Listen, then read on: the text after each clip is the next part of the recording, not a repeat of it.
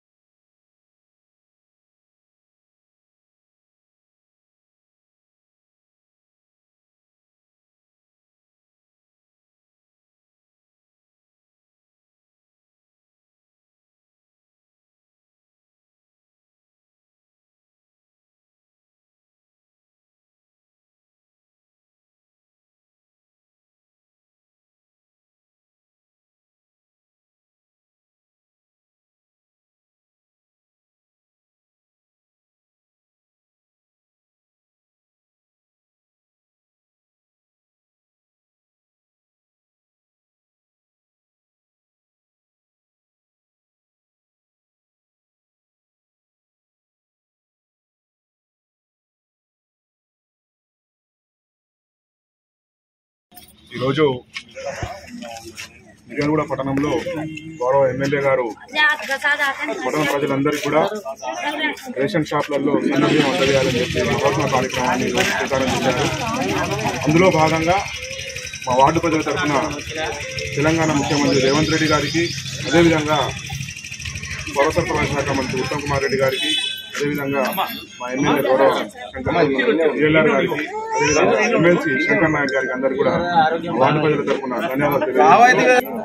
ఏదైతే ఉన్నదో కేవలం పేదలకు కడుపు నిండా అన్నం పెట్టాలని చెప్పి ప్రభుత్వం ఒక మంచి నిర్ణయం తీసుకొని, ఇంతకుముందు మీ అందరు కూడా చూసి రేషన్ బియ్యం అంటే తినడం కంటే ఎక్కువ అమ్ముకోవడం ఉండేది. అలాంటి చర్యలు ఇంకోసారి జరగొద్దని చెప్పి ఇచ్చే బియ్యం ప్రతి ఒక్కరు కూడా తినే విధంగా ఉండాలని చెప్పి క్వాలిటీలో ఎక్కడ కూడా కాంప్రమైజ్ కాకుండా ఫైన్ క్వాలిటీ చింట్లు లాంటి బియ్యంని అందించినందుకు హర్షం వ్యక్తం చేస్తున్నాము.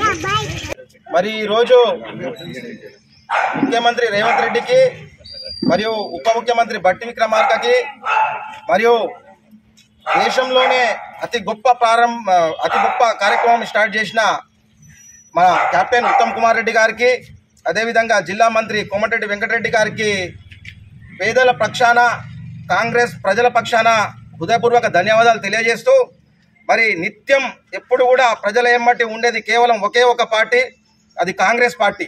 మరి మీరు గతంలో చూసుకుంటే గత పాలకులు ఉన్న ప్రభుత్వ ఆస్తులు అమ్ముకొని పేదల పొట్టలు కొట్టి మరి పేదలను ముంచిన ప్రభుత్వాలు మరి అబద్ధపు మాటలు చెప్పి రేషన్ కార్డులు ఇస్తామని కేవలం ఒక టీఆర్ఎస్ పార్టీకే కొన్ని రోజులు, ఒక వారం 10 రోజులు రేషన్ కార్డులు ఇచ్చి మళ్ళీ తీసేసినారు.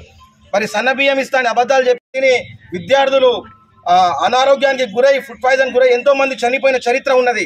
మరి అటువంటి చరిత్ర వద్దు, ఆ దళిద్రపు సంబంధించిన టీఆర్ఎస్ నాయకులు వాళ్ళ పాలన వద్దని ప్రజలు ఏదైతే ప్రజాపాలకుడు ఎవరైతే ఉన్నారో రేవంత్ రెడ్డి గారిని పట్టం కట్టి ఇలా ముఖ్యమంత్రిని చేయడం జరిగింది. అదేవిధంగా రేవంత్ రెడ్డి గారు ఏదైతే స్కీమ్లు పెట్టినారో పేద ప్రజలు మరి ఇవాళ ఒక అక్క చెల్లె హైదరాబాద్లో ఉంటే మిర్యాలగూడ నుంచి పాలు తీసుకొని పోయి హైదరాబాద్లో చెల్లెకి వచ్చే ఒక ప్రయత్నం చేస్తున్నది. ఎందుకంటే bus free, current free, gas free.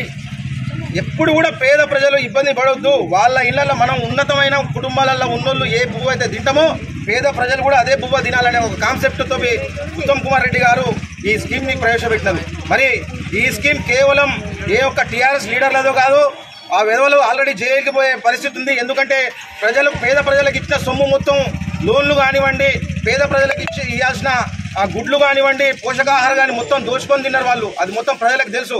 మరి అటువంటి దోచుకొని తిన్నులని పక్కన పెట్టి ఇవాళ ప్రజల కోసం సేవ చేసేటోనే ప్రజలు ఎన్నుకుంటారని తెలియజేస్తున్నారు. అదేవిధంగా 39వ వార్డు కానివ్వండి, 23వ వార్డు కానివ్వండి, పక్కన 24వ వార్డు అమృతారెడ్డి గారు కానివ్వండి, మరి ఈ యొక్క స్కీమ్ని పేదలకు అంకితం చేయడం కోసం ఇక్కడికి వచ్చినారు.